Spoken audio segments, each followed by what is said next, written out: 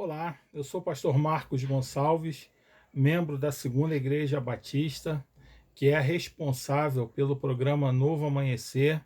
E sempre às segundas-feiras eu venho aqui, com outros pastores da igreja que ao longo da semana também partilham a palavra de Deus. Mas às segundas-feiras eu tenho sido responsável, por compartilhar a palavra do Senhor com você que acompanha o nosso programa semanalmente. Hoje eu quero falar no Evangelho de João, capítulo de número 10. Evangelho de João, capítulo de número 10, diz assim: em verdade vos asseguro, aquele que não entra no aprisco das ovelhas pela porta, mas sobe o muro à procura de outra passagem, esse é ladrão e assaltante. Aquele que entra pela porta é o pastor das ovelhas. Para esse, o porteiro abre a porta do aprisco e as ovelhas ouvem a sua voz. Ele chama cada uma das suas ovelhas pelo nome e as guia para fora. E depois de conduzir para fora todas as que lhe pertencem, vai adiante delas, e elas o seguem, porque reconhecem a sua voz. Todavia, de modo algum, seguirão a um estranho. Ao contrário, fugirão dele, porque não conhecem a voz de estranhos. Jesus falou de forma proverbial, mas eles não compreenderam o significado do que lhes havia falado.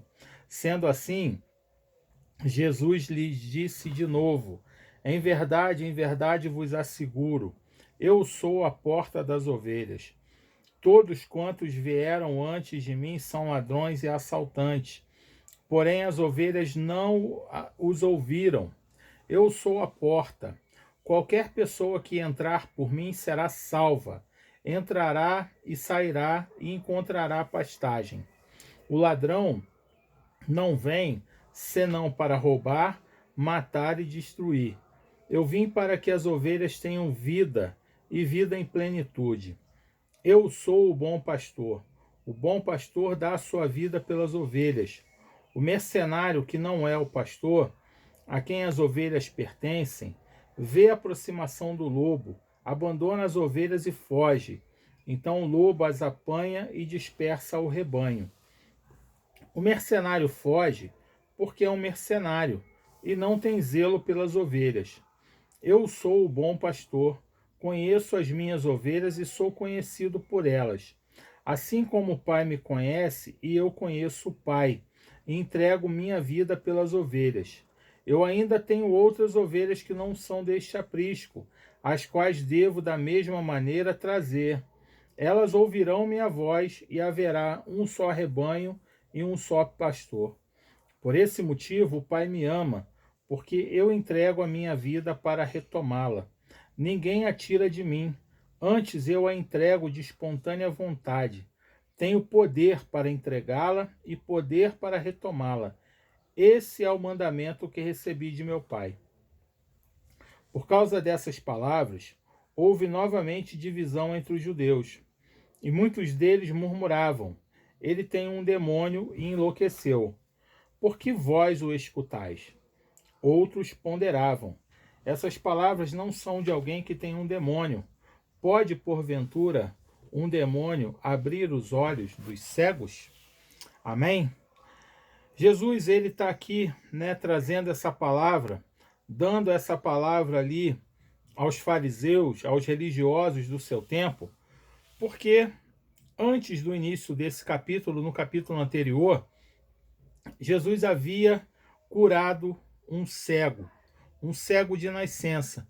Por isso, essa perícope, esse trecho que eu separei para que nós pudéssemos ler, o versículo de número 21, Jesus termina, as pessoas que estão ali presentes, os judeus, eles terminam falando, alguns dizendo que Jesus era demônio e tinha enlouquecido e que não deveriam dar ouvidos a eles. Mas outros diziam: essas palavras não são de alguém que tem um demônio.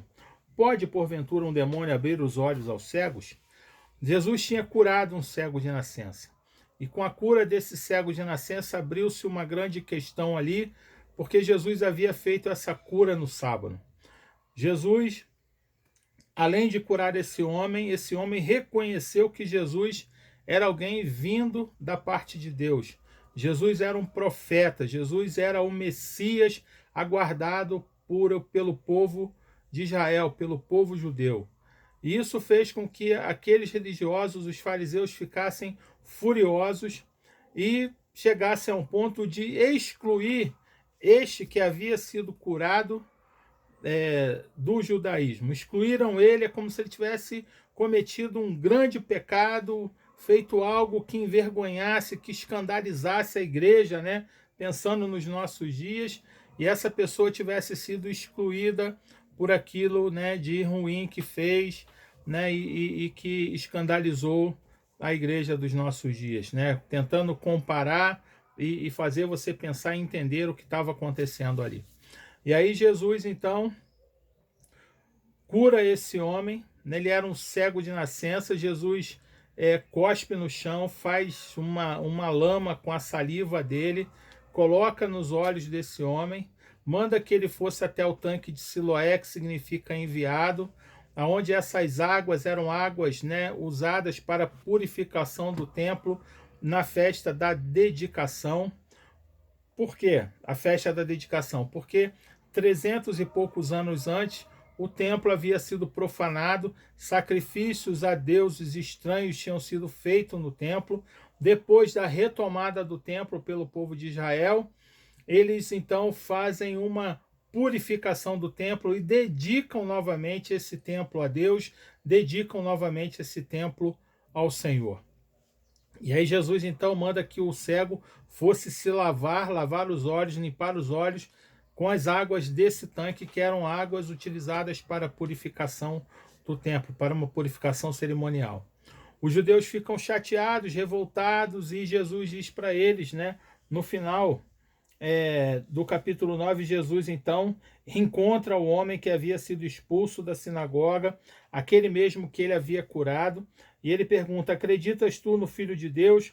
O homem respondeu: quem é ele, Senhor, para que eu possa nele crer? E Jesus lhe assegurou: tu o estás vendo, é este que te fala. Então declarou o homem: Senhor, eu creio. E prostrando-se diante de Jesus, o adorou. Então revelou Jesus: eu vim a este mundo para julgamento, a fim de que os cegos vejam e os que veem se tornem cegos.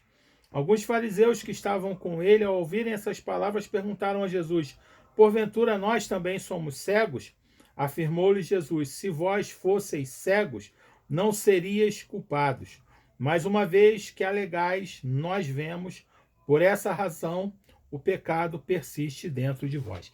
E aí Jesus conta essa história, né, do bom pastor, dizendo para aqueles fariseus, para aqueles religiosos, que eles e todos os outros que vinham antecedendo a Jesus e que estavam preocupados apenas com a religião, preocupados sempre com os mandamentos, não estavam preocupados com o bem-estar das pessoas, com o cuidado das pessoas, com a restauração da vida das pessoas, que não estavam abertos para esse tempo, que era o tempo, né, do cumprimento da promessa, da vinda do Messias ao mundo. Todos aqueles que estavam fechados para essas verdades, para essas realidades, eram tidos como os mercenários, como os ladrões, né, que tomam conta do rebanho, né, não tomam conta do rebanho, mas só querem se aproveitar do rebanho. E aí, quando vem o perigo, quando vem o lobo, quando vem alguém atacar, esses mercenários, eles fogem, né, porque eles não têm compromisso com o rebanho, eles não são os donos do rebanho. E Jesus está dizendo: eu sou o bom pastor. Israel era comparada como o rebanho de Deus, as ovelhas de Deus, o aprisco de Deus. E Jesus está dizendo: eu sou aquele que veio para cuidar desse rebanho que é o povo, a casa de Israel. Ele vai dizer, no verso 16, que ainda tem outras ovelhas que não são desse aprisco, as quais devo da mesma maneira trazer, e elas ouvirão a minha voz, e haverá um só rebanho e um só pastor.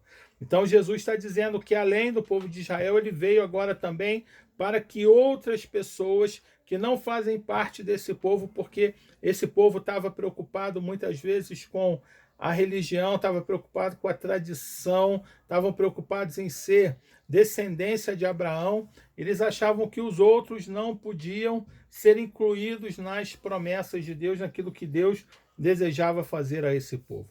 E para a gente poder entender esse texto, a gente precisa compreender como funcionava o cuidado, o pastoreio de ovelhas naquele tempo. E ainda hoje lá na Palestina, lá em Israel, naquela região ali do Oriente, aonde esse povo vivia e continua vivendo.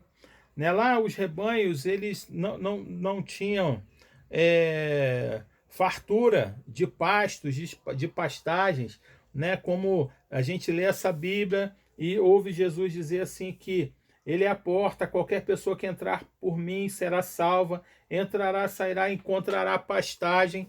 A gente pode pensar, né, até no Salmo 23, o Senhor me faz descansar sob pastos verdejantes. A gente pode pensar que as pastagens eram pastagens como essas, né, dos Estados Unidos, desses filmes, ou aqui no sul do Brasil, ou até mesmo aqui na nossa região, né, gramados belíssimos, bem cuidados, né, mas a realidade lá é de deserto, os pastos são escassos, então vários pastores eles colocam os seus rebanhos juntos, né, no aprisco, né, constrói lá um aprisco com um muro de pedras que não precisa ser muito alto, porque as ovelhas, elas qualquer obstáculo é suficiente para impedir que elas possam tentar sair dali. Então eles levantavam um muro de pedras baixo, né, numa altura que fosse capaz de conter as ovelhas.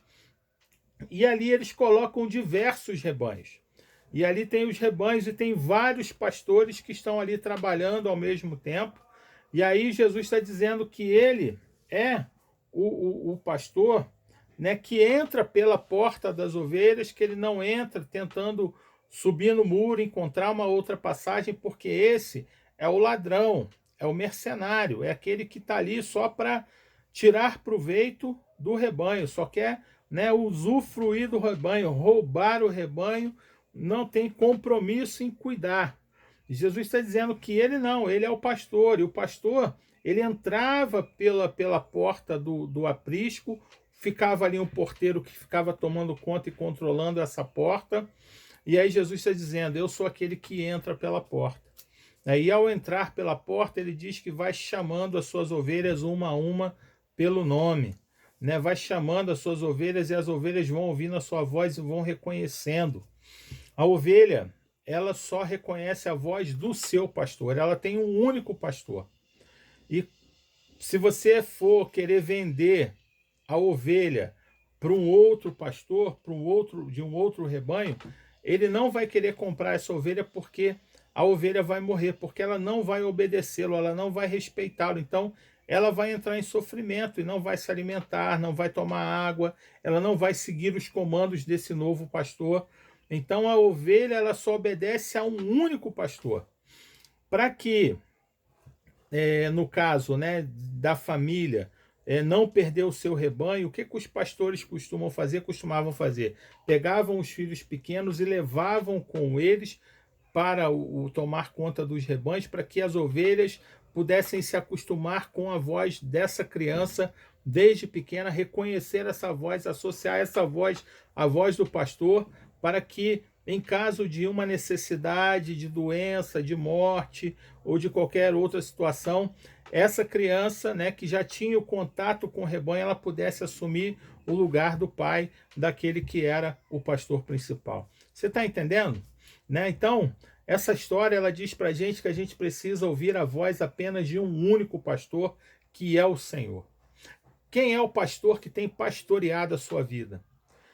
A quem que você tem dado ouvidos? A quem que você tem acolhido? Quem tem pastoreado a sua alma? Quem tem pastoreado a sua vida? Quem tem influenciado você? Apenas o Senhor, apenas Jesus Cristo, apenas o Espírito Santo pode ser aquele que deve influenciar você e tocar sobre a sua vida. Deus, o nosso Pai, é o supremo pastor E Jesus, o seu filho, é o bom pastor que vem para poder cuidar do rebanho do nosso Senhor, do nosso Deus.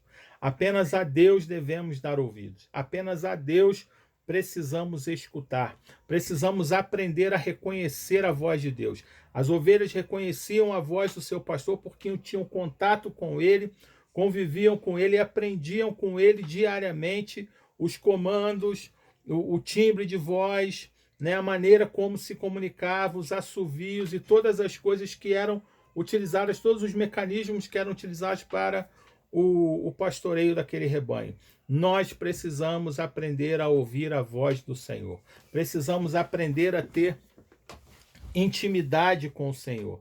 Jesus diz, né, aqui ele vai dizer que ele conhece o Pai. O Pai me ama e eu entrego a minha vida para retomá-la. Né? Jesus vai dizer lá em cima, anteriormente, verso 15, assim como o Pai me conhece, eu conheço o Pai e entrego minha vida pelas ovelhas. Assim como o Pai me conhece, eu conheço o Pai e entrego a minha vida pelas ovelhas. Isso aqui é muito importante, que nós possamos conhecer ao Senhor e sermos conhecidos dele. E nessa relação de intimidade, Jesus ele conseguiu entender isso.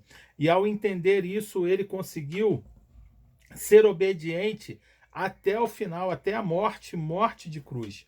Ele conseguiu entender que Deus tinha planos maiores e melhores para a vida dele. Então, eu e você precisamos estabelecer uma relação com Deus, de reconhecer a sua voz, de sermos conhecidos dele, de o reconhecermos, e essa relação de intimidade ser algo tão profundo, mas tão profundo, mas tão profundo, que nos leve a sermos obedientes, obedecermos ao Senhor até as últimas circunstâncias. Essa relação de intimidade, ela deve nos levar à obediência, deve nos levar a entender os planos e os cuidados de Deus para nós. Jesus aqui também ele diz que é a porta. Qualquer que entrar por ele será salvo, entrará, sairá e encontrará pastagem.